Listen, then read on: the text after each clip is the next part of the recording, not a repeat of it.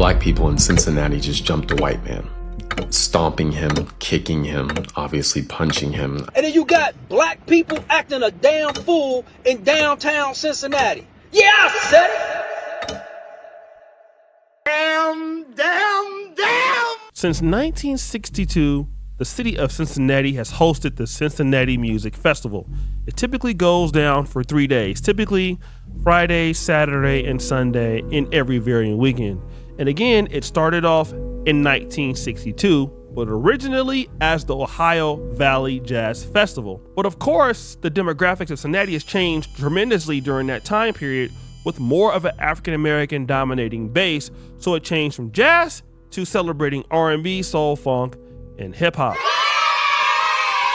And don't get me wrong, Cincinnati has had its problems like any other city in the Midwest, but this time, something interesting happened. On July 25th, there was a situation that unfortunately went viral. A group of black people in Cincinnati just jumped a white man, stomping him, kicking him, obviously punching him. I mean, he got up and couldn't even keep his balance, wobbled and fell back down. His face was bleeding. This was specifically a group of black people jumping a white person. On top of that, there was a white woman who was there. She seemed to be trying to stop what was going on, to try to hold people back or whatever, and a black man sucker punches her, dead in the face, knocks her out cold. She's on her back, unconscious. Her eyes are open.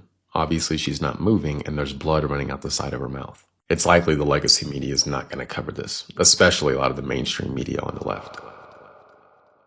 Now, the young man here is expressing a fight or a jumping of sorts that happened between a group of whites and a group of blacks.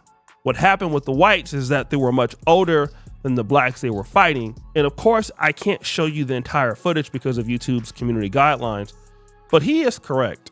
The woman was hit in the face and the white people were beat up pretty bad. I saw the entire footage and yes, it was not nice to look at. But the question was, is it exactly like he said it was? People been sending me the whole video of the execution beat down downtown at the Music Fest on the streets. A damn shame. White people, I'm gonna just tell you right now, man. You better learn how to defend yourself. People got beat down. And I'm gonna say it like this to those suckers jumping that old man. I don't care what he said. Y'all some suckers. Y'all some chumps. Beating down that old man like he was nothing. You had females jumping in. Then the white lady got straight blasted by a dude, punched her dead in her face. And guess what? No police anywhere. He's right, you know. Now, here's a brother that's from the city of Cincinnati. And of course, by looking at the footage or part of the footage, you can be outraged too as a citizen. It's like, hey, you know, this is always happening in the city of Cincinnati or any other black city. Like, you blacks can't get it together. Like, what's wrong with you guys? And of course, you're seeing these young black people, black men and women, beating up on elderly white people. And some of the people were getting hit that were trying to break the fight up. One lady got hit very hard by a black man. It really was uncalled for. But again, he's blaming the individuals, the black individuals, for attacking these quote unquote good white people. But there was something that he said that, you know, it really caught my attention. I'm gonna say it like this to those suckers jumping that old man. I don't care what he said. Y'all some suckers. Now, he mentioned something that's a good argument. I don't care what the white man said. You should have never put his hands on you. Now, I want to say this. When you're arguing with somebody and there might be liquor involved and you're drunk, somebody could say something to you that doesn't make sense. And I agree with his sentiment. Just because somebody says something to you doesn't give you the right to attack them. But what if I were to tell you that something else happened besides words? So basically, I think either yesterday or the day before, it was a brawl downtown, and it was my people versus these people. And I just don't like what I was seeing on the videos, and maybe, just maybe, it could be something else. Now, this young lady is also upset. She's upset at the black people in Cincinnati. And she was saying, well, from what I saw, it looked bad, but maybe there's something else that I'm not getting. Damn. And she's right, because she wasn't getting the whole story. You see, just like anybody else, if by looking at the clip, you could be outraged, and so were some of the whites on Facebook. Valerie Winka goes, "Freaking disgusting Neanderthal pond scum animals!" I know she wanted to say something else, but she wanted to keep it clean. She also comments back, "Was that a black man who cold cocked the white female?" Darcy says yes. Valerie again, "Hate crime!" All right? I mean, you're just seeing a whole bunch of anonymous participants saying disgusting animals. Elizabeth, she can't believe it. She's saying, "What the F?" So again, people are upset about this. But then Tariq Nasheed posted this. More context to the Cincinnati melee. Reports are saying that a group of what some people allege to be suspected white supremacists were walking around threatening to fight black guys. The crowd initially ignored them until one of the white men slapped a black man.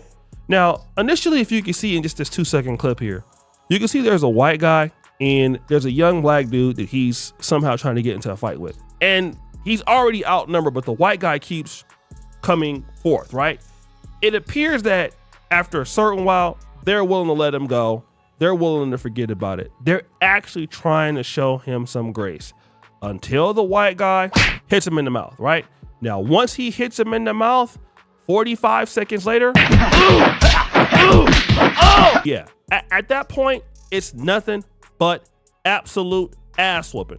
Now, I just want to say this. First of all, when you're fighting somebody and you take it to the point where you're going to put your hands on him, it would really be nice if while they're whooping your ass or beating your ass, that at a certain point they would stop. It's nice. Like, I didn't have my ass whooped before too. Like as a kid, I've been jumped before, and at a certain point, like, you want people to just, okay, you got it, right? Now, some of us, after being disrespected, we have enough self-control that if, you know, we've been hit or whatever and we get our lick back, we will leave it alone because the person can't defend themselves anymore or anything like that. However, this is Black America, okay? And so once you decide that you're gonna put your hands on somebody, especially if you've been talking trash and maybe there's some racial tensions going on in that day, you're gonna have to get, you know, it's gonna be cracking. And then you put everybody that's with you in danger mode. We all know this. We all understand this. We know how dangerous men can be. But in this case, they got mopped. Yes. And the white lady, unfortunately, got hit by a dude. It was uncalled for. I understand exactly what you're saying. But at the point that you start a fight, which the white guy did, you can't stop that. And then they're going around not showing the full clip where he clearly slapped a dude and it was more of him. He was by himself. The other people didn't want to fight and couldn't fight, but he did that, all right? So what happens is you get all these videos from a lot of Black Cincinnati and a lot of whites basically calling these guys gangsters and criminals and all of this. Cara Brantley, and shout out to Tariq for this screenshot, she got upset at the people calling these young dudes out. She came in and told the truth. Y'all some raccoon, and that's all I'ma say.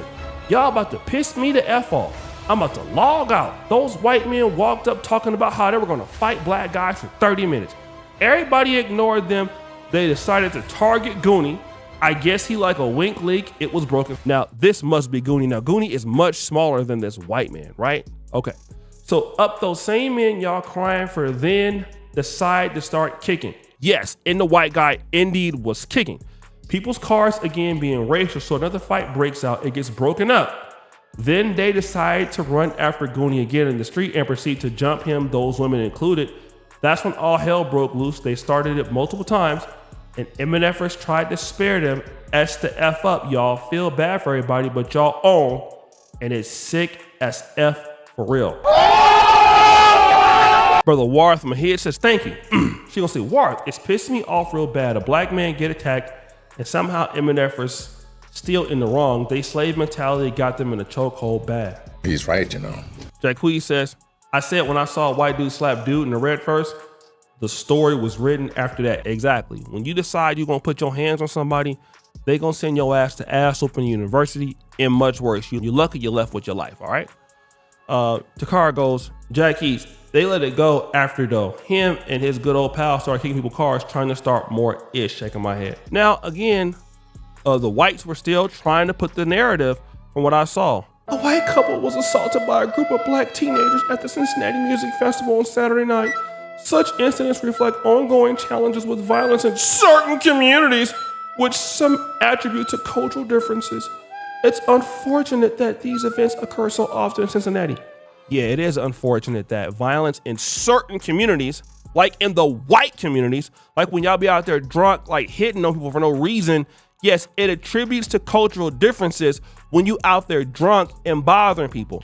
And again, one thing I understand, yes, black people, black Americans, yes, we can start stuff, we can be violent. But what I don't like is the fact like white folks can't do this. Like, are you serious? Some of the most violent mob rioting people in the country is white. What are you talking about? All right, as if they're just perfect citizens and they don't do stuff. White folks got guns, they got everything. They be fighting, they got hands, they got feet. I mean, they when they get drunk, it be all kind of stuff moving and everything, and y'all don't say nothing about it. And whenever somebody black do something against somebody white, then obviously it's just the black person's fault. I don't know how many videos that black people have in America of showing just white folks just crashing out, being disrespectful to them, just being racist and all kind of stuff. And I really don't cover stuff like that, but it happens a lot. It's happened to me. And then if a black person responds in a certain way, then all of a sudden that black person is racist. That's one of the reasons why I moved my ass over here to Africa, right? I mean, I just got tired of explaining those things, and I didn't want to make a channel dedicated to calling out like white supremacy, but like sometimes white folks, like with some of y'all stuff that they do and talk about, it's not really making sense, all right? Whenever white people start something and then they get their ass whooped or something happens, then it's a problem. Like, no, yes, sometimes white people start problems too, and then black people defend themselves, and yes, can it go overboard? Absolutely. It went overboard this time. But if you wouldn't have went overboard, it wouldn't have went overboard. It was clear as day that those young black people were trying to show restraint, all right? And they were, but you kept antagonizing them. So you keep, kicking at the horse, it's gonna kick you back. And you can't decide how hard it's gonna kick you back. And I saw the full video, and so they were not in the wrong. So guys, what do you think? It's your boy O'Shea Duke Jackson back at it again with another episode of The Celebrity Drunk. I appreciate you for all that you do. Subscribe, hit the bell. We're out.